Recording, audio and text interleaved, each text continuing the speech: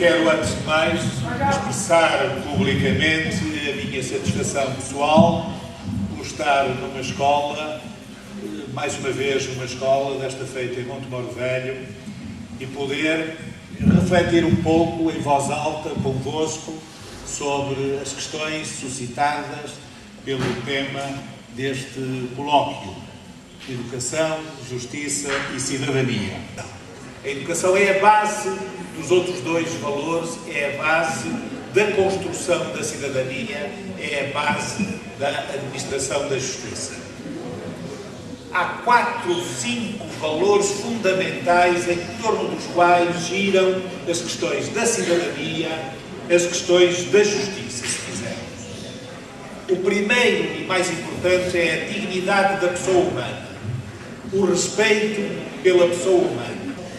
O direito só faz sentido enquanto mecanismo que exprime e dá sentido prático ao respeito pela pessoa humana. O primeiro obstáculo histórico à afirmação desse valor da dignidade é a pobreza.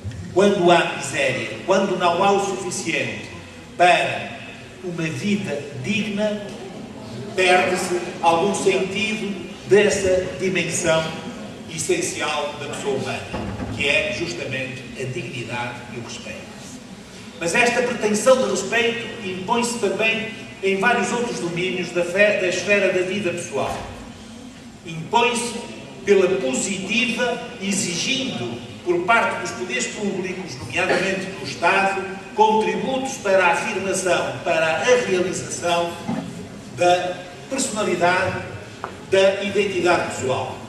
Desde logo nas escolas, desde logo no ensino público, garantindo a todos o acesso ao saber, ao conhecimento, à educação, aos benefícios do progresso e da cultura. O segundo valor que se expressa e que se correlaciona com o tema desta conversa é o valor da liberdade. É uma emergência também da própria afirmação da pessoa humana, do ser humano. Não há ser humano sem liberdade. Não há liberdade a não ser para os seres humanos. Isto é tão importante porque, por exemplo, em matéria de crimes, uma pessoa que cometeu um crime só pode ser julgada e condenada se demonstrar que no momento em que cometeu o crime tinha liberdade para agir de outra maneira. Tinha liberdade para não praticar o crime. Só assim é que pode ser condenado. Sem liberdade não há culpa. Sem culpa não pode haver condenação.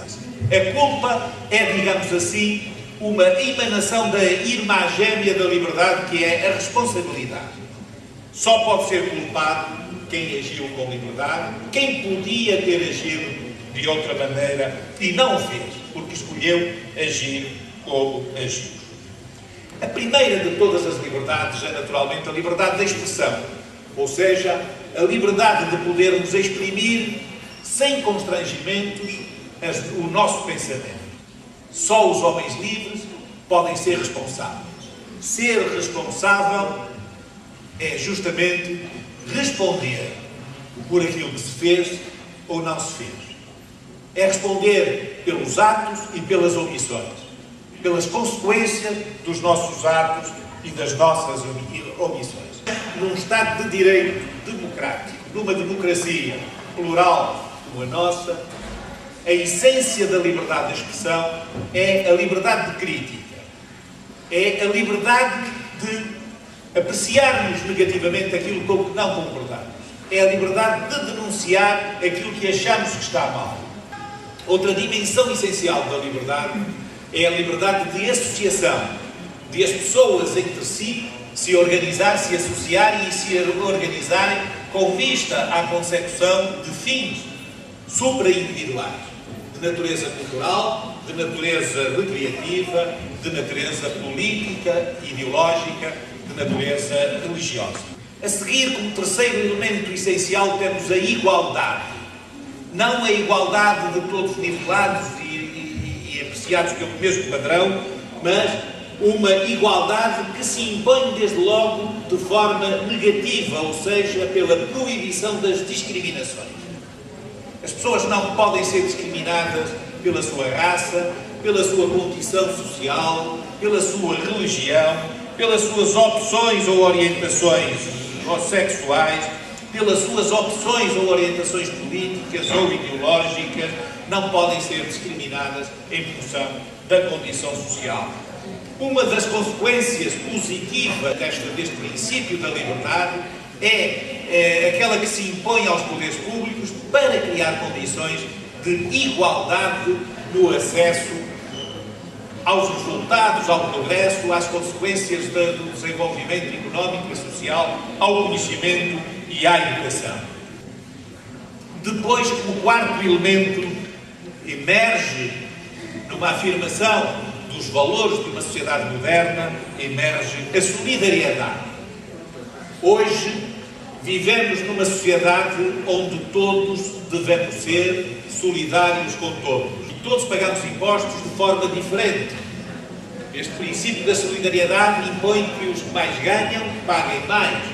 Este princípio da solidariedade impõe que, através do pagamento de impostos, se faça depois uma distribuição de bens, de serviços, de cuidados, desde cuidados de saúde e da educação, a todos, independentemente do contributo que cada um dá para a formação dos recursos económicos do Estado. É um princípio de solidariedade que se exprime na seguinte fórmula: de cada um segundo as suas capacidades, a cada um segundo as suas necessidades. Um quinto elemento que emerge também articulado com este tema é o da cidadania, o da participação nas questões da cidade. Cidade com C maiúsculo, no sentido de sociedade, no sentido de polis, no sentido da terra a que todos pertencemos, o que é de nós todos. Este princípio da cidadania impõe desde logo, ou prescreve desde logo, os direitos de participar na escolha dos dirigentes, dos que nos governam, e de poder ser eleito, poder eleger e poder ser eleito. Impõe-nos também o direito a uma boa administração pública, a um bom governo, a um governo de acordo com os interesses coletivos e não apenas com os interesses individuais de certos grupos ou certas forças de pressão. Finalmente, temos a questão da justiça, o valor da justiça. Nenhuma sociedade civilizada pode funcionar adequadamente se não tiver mecanismos que resolvam os litígios entre os cidadãos, entre as instituições públicas e privadas, entre as várias instâncias do próprio poder político, dos próprios poderes públicos. A justiça é a matriz de qualquer civilização moderna e civilizada. Porque o país onde a justiça funcione mal ou não exista, nada vai funcionar bem.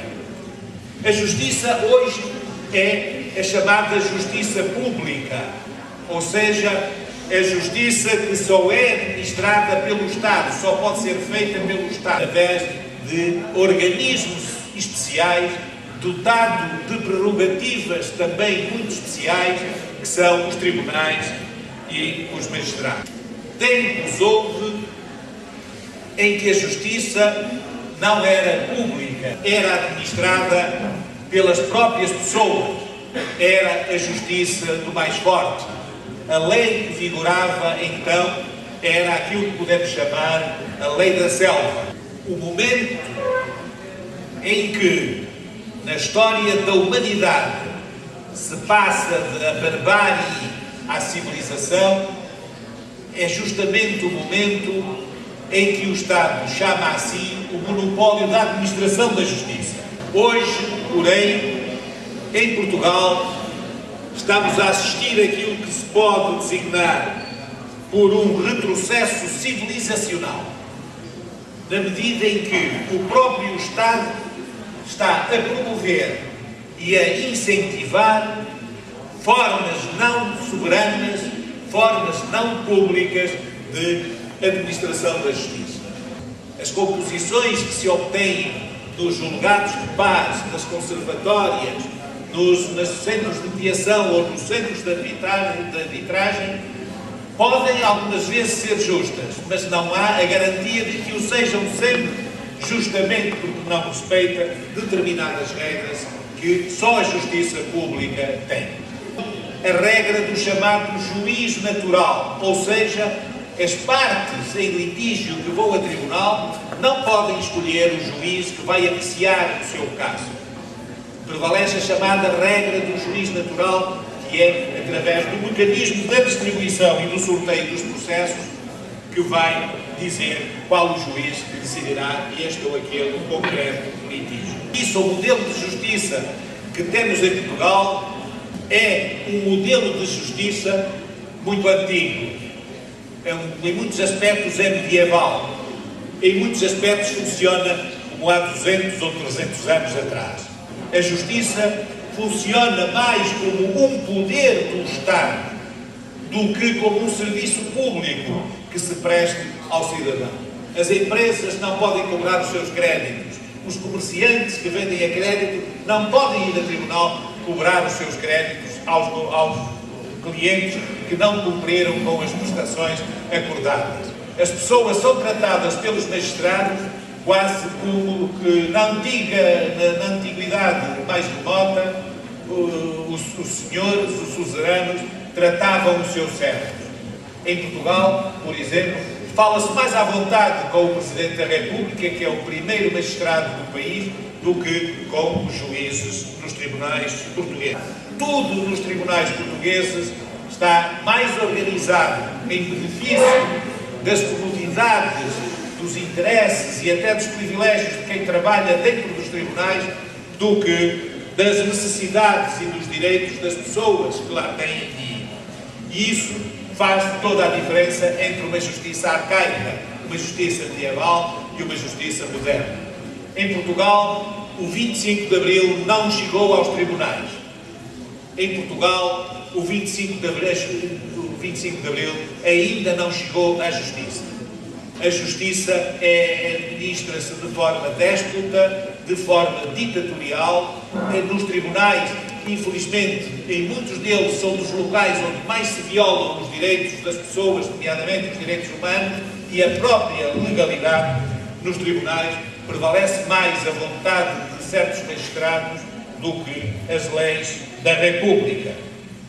Isto tem que ser mudado, isto tem que ser alterado, porque a justiça em Portugal entrou em confronto direto com o desenvolvimento, com o progresso e com a modernidade. Este afastamento da justiça das preocupações das pessoas, das preocupações da sociedade e do poder político, leva a que ela se tenha enquistado no interior da nossa sociedade e hoje esteja em conflito aberto com a modernidade e com os outros poderes de Estado e com o próprio desenvolvimento. Hoje nós vemos magistrados a insubordinar-se publicamente contra as leis da República. E eles que deviam ser os primeiros a respeitá-la, a respeitar a lei, porque são quem a aplica, não. Estão permanentemente nos jornais e nas televisões a insurgir-se contra as leis, violando declaradamente um princípio sagrado de um Estado de Direito, de uma democracia, que é o princípio da separação de poderes.